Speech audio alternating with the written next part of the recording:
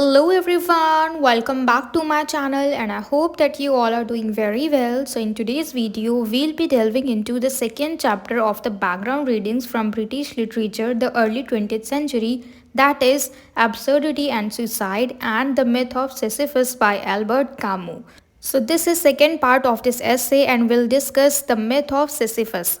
And you can also watch part 1, the link is in the description box of this video.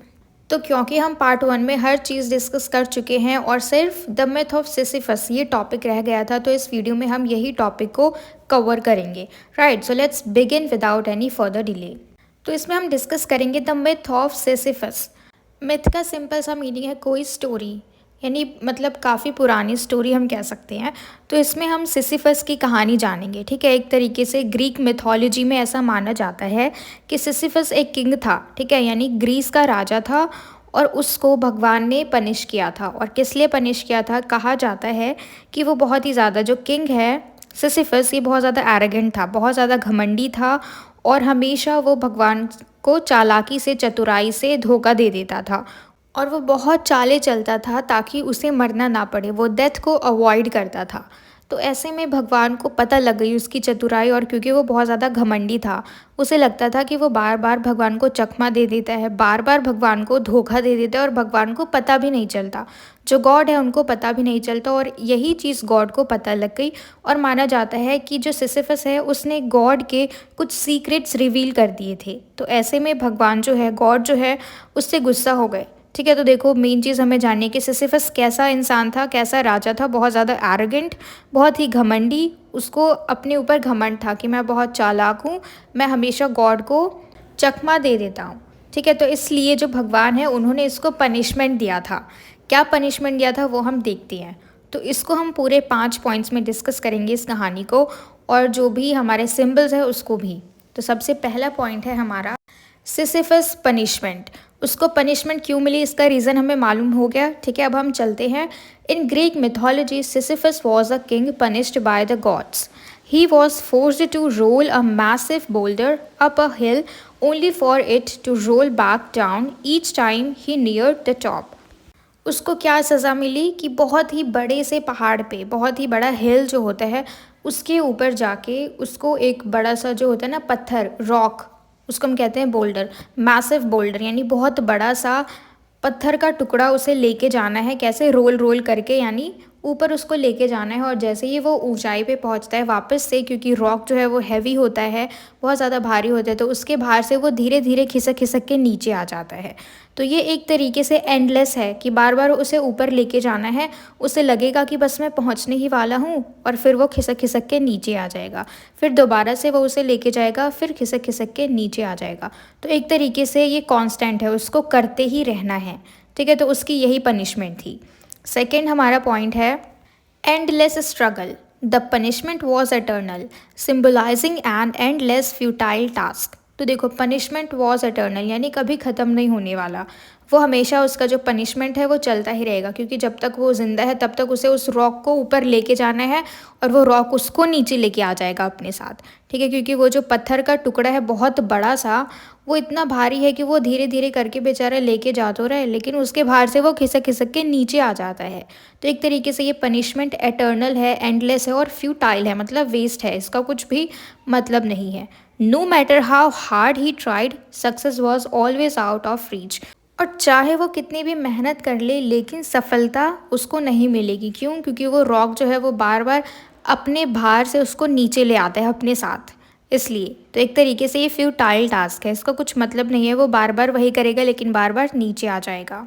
तो आसान भाषा में कहें तो यहाँ पे एल्बर्ट कामू जो है वो हमें समझाने की कोशिश कर रहे हैं through the story of Sisyphus. इसकी कहानी से हमें ये बताना चाह रहे हैं कि जो इंसान है, ह्यूमन लाइफ में ऐसी चीज़ें होती है, एंडलेस स्ट्रगल, क्योंकि हम कहते हैं ना होप सस्टेन्स लाइफ, कि उम्मीद पर ही दुनिया कायम है. सबको उम्मीद है कि कल ना कल मुझे सफलता मिलेगी, आज ना कल मुझे सफलता मिलेगी. तो सब लोग उसी उम्मीद के ऊपर टिके हुए हैं और स्ट्रगल करते जा रहे हैं, एंडलेस स्ट्रगल. और इसीलिए जो इंसान है स्ट्रगल करते करते थक जाता है ना, क्योंकि ऐसा वक्त आता है कि वो परेशान हो जाते हैं कि हर रोज़ मैं एक ही काम करता हूँ लेकिन फिर भी कुछ नहीं हो पाता। तो वही चीज़ हमें सिसिफस के स्टोरी से पता लगी है कि वो हमें बताना चाह रहे हैं कि जिस तरीके से सिसिफस को पनिशमेंट मिलती है कि उसे एक बड़े से पत्थर के टुकड़े को पहाड़ के ऊपर लेके जाना है, लेकिन वो पहाड़ का जो टुकड़ा है उसी को नीचे ले आता है एंड में, है ना। बार बार वो उसके पास जाता है, ऊंचाई पे पहुंचने वाला होता है, फिर नीचे आ जाता है। तो इसी तरीके से ह्यूमन लाइफ भी है। ठीक है, फिर है हमारा third point, absurdity of life. Camus uses this myth to symbolize the human condition where people often struggle without finding meaning, much like Sisyphus' pointless task.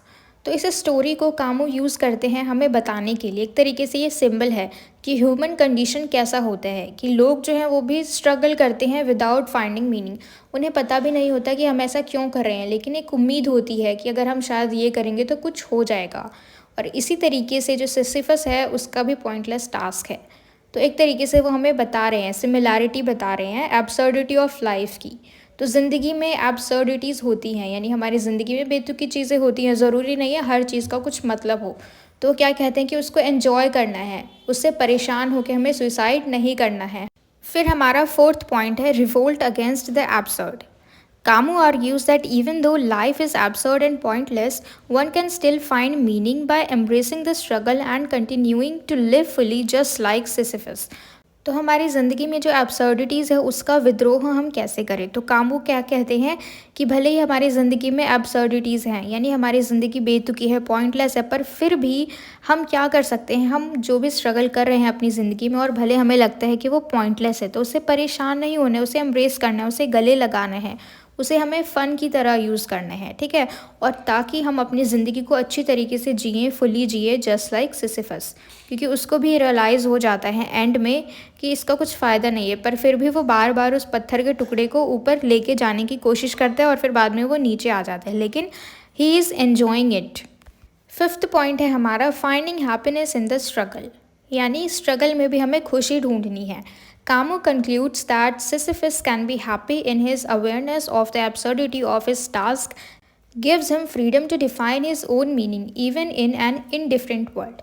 तो देखो कामू हमें क्या कहते हैं कि सिसिफस जो है वो खुश हो सकता है अपने इस काम से, अगर उसे पता चल जाए, अगर वो अवेयर हो जाए अपनी इस एब्सर्डिटी से और जो भी उसे काम मिला है कि ये जो काम उसको मिला है इसमें उसके पास फ्रीडम है, यानी वो चीज़ बेतुकी नहीं है बल्कि वो फ्री है कि वो कुछ भी कर सकता है ना। तो इस तरीके से हम अपनी तरीके से जो भी काम हम करते हैं, कई बार हमें लगता है कि इसका कुछ मतलब नहीं है, पर फिर भी वो एक तरीके से फ्रीडम है और उससे हम अपनी डेफिनेशन खुद बना सकते हैं even in an indifferent world.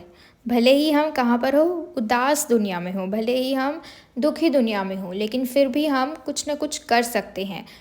यानी देखो सिंपल सी चीज़ एल्बर्ट कामू हमें समझा रहे हैं कि इंसान जो है, मनुष्य जो है, उनकी ज़िंदगी में एब्सर्डिटीज़ बिल्कुल नॉर्मल है।